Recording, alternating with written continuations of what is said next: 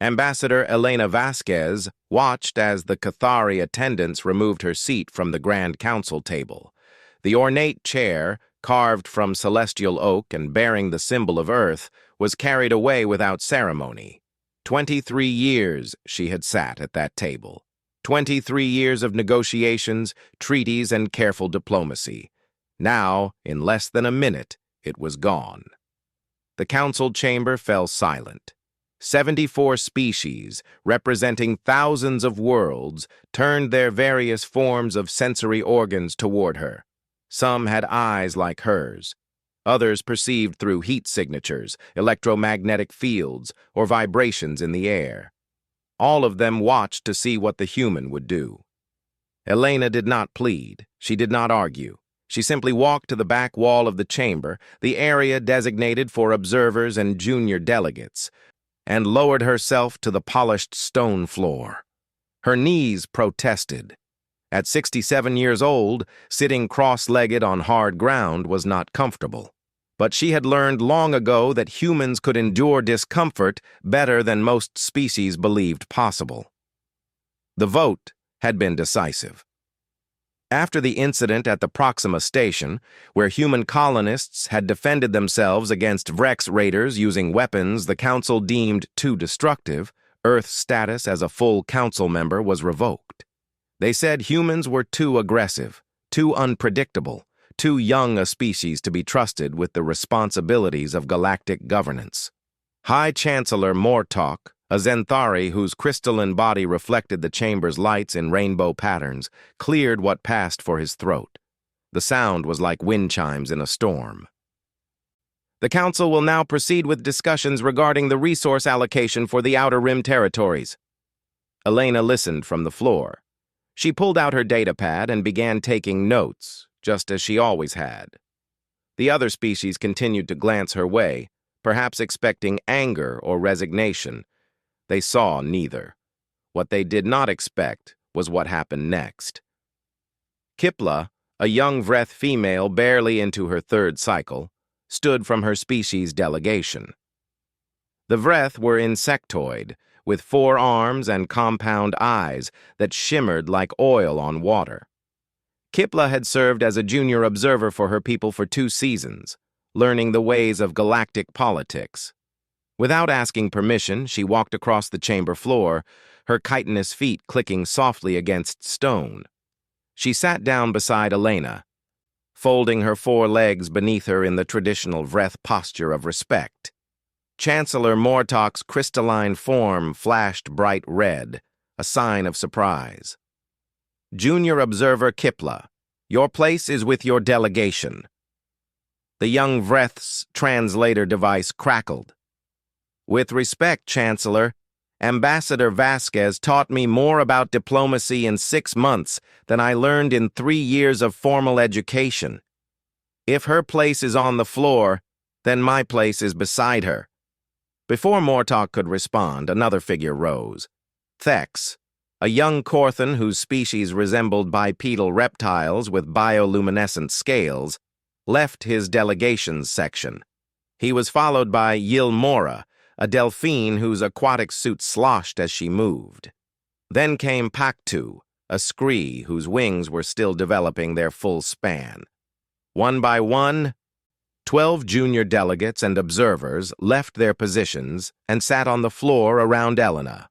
They arranged themselves in a semicircle, some folding legs, others coiling tails, a few adjusting atmospheric suits. The cubs of the council, as the senior delegates sometimes called them, had made their choice.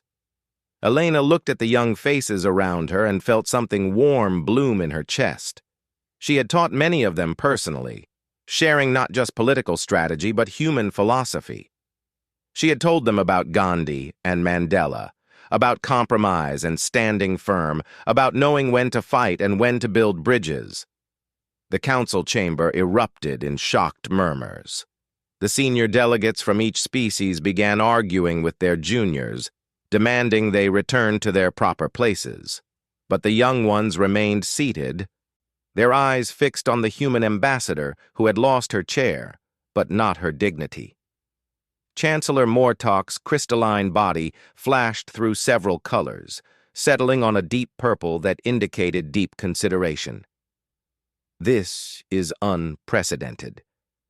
Perhaps, Elena said quietly, her voice carrying through the chamber despite speaking from the floor, that is because the Council has forgotten what precedent truly matters. For 23 years, I have watched this body make decisions that affect trillions of lives. I have seen wisdom, and I have seen folly, but I have never before seen the Council punish an entire species for the crime of survival. She did not raise her voice. She did not need to. The young delegates around her nodded, some in ways recognizable to human eyes, others through color changes or subtle movements of appendages. The humans at Proxima Station faced extinction, Elena continued. The Vrex came with warships, not traders. They came to take, not to negotiate. And when my people used the tools they had to protect their children, their homes, their right to exist, this council decided that survival was too aggressive an act. Kipla clicked her mandibles, the Vreth equivalent of applause. Ambassador Vasquez showed me something during my first week here. A human historical document about a place called the International Space Station. Humans and Russians, former enemies, living together in space, sharing resources, depending on each other for survival. She said humans learned that cooperation is stronger than conquest. She taught me about the Iroquois Confederacy, Thex added, his scales glowing soft blue. 6 tribes who were enemies, coming together to form a democracy that influenced human government for centuries. She said the foundation of strength is not dominating others, but finding common ground. Yilmora's voice bubbled through her translator. She showed me recordings of human rescue missions, earthquakes, floods, disasters, humans traveling across their world to save strangers. She said humans measure greatness not by the weapons they build, but by the lives they protect. Elena had not asked them to speak. She had simply taught them what she believed, what humanity had learned through millennia of mistakes and growth.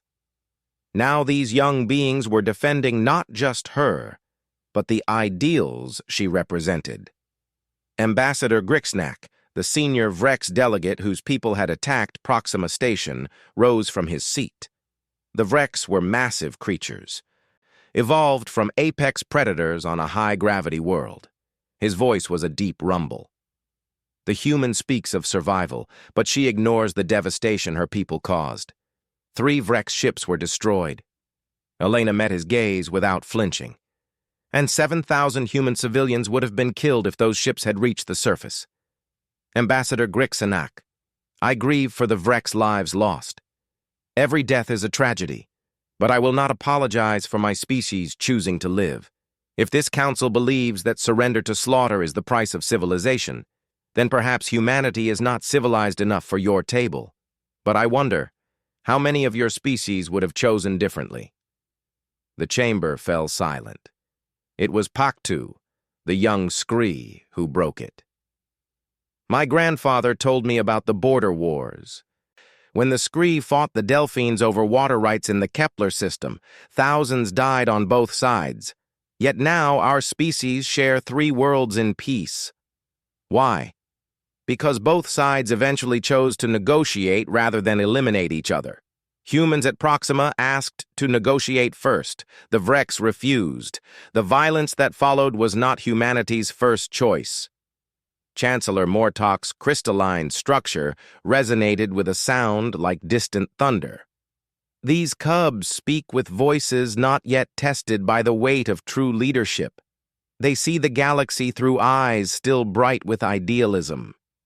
Perhaps, Elena said softly, that is exactly what this council needs. These young ones have learned from their elders, yes, but they have also learned from each other. They have studied together, eaten together, argued and laughed together. They represent something this council seems to have forgotten. Hope. She gestured to the semicircle of young delegates around her. Each of them comes from a species that has known war. The Vreth fought the Korthan for 3 generations. The Skree and Delphines nearly destroyed each other. The Zenthari and Cathari still barely speak despite sharing this council for centuries. Yet here sit their children, united not by the command of their elders, but by a shared vision of what the galaxy could become. Kipla stood, her chitinous body straightening to its full height. I propose a motion, not to restore Earth's seat, though I believe that injustice will be corrected in time. I propose that this council establish a junior assembly where young delegates can bring new perspectives to old problems. Let those of us who will inherit the galaxy have a voice in shaping it. The suggestion hung in the air. Several senior delegates began to object, but others hesitated. Elena could see the calculation in their various forms of expression. A junior assembly would be unprecedented, but it would also channel the energy and idealism of the next generation in a way that might prevent exactly this kind of disruption in the future. Chancellor Mortok's body shifted through several colors before settling on a thoughtful amber. The council will take this proposal under advisement. For now, we have business to attend to. He paused, his crystalline form tilting toward Elena. Ambassador Vasquez, though you no longer hold a seat at this table, your experience is not without value. The Council would hear your observations on the Outer Rim resource allocation, should you choose to share them. It was not an apology.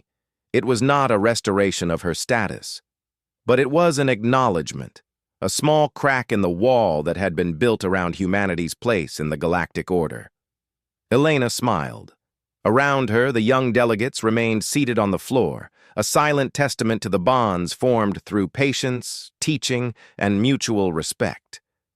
Her chair had been taken, yes, but what she had built could not be removed so easily. I would be honored to share my thoughts, Chancellor, she said from her place on the floor. Though I should note that the perspective from down here is quite different. I can see things I never noticed from the table.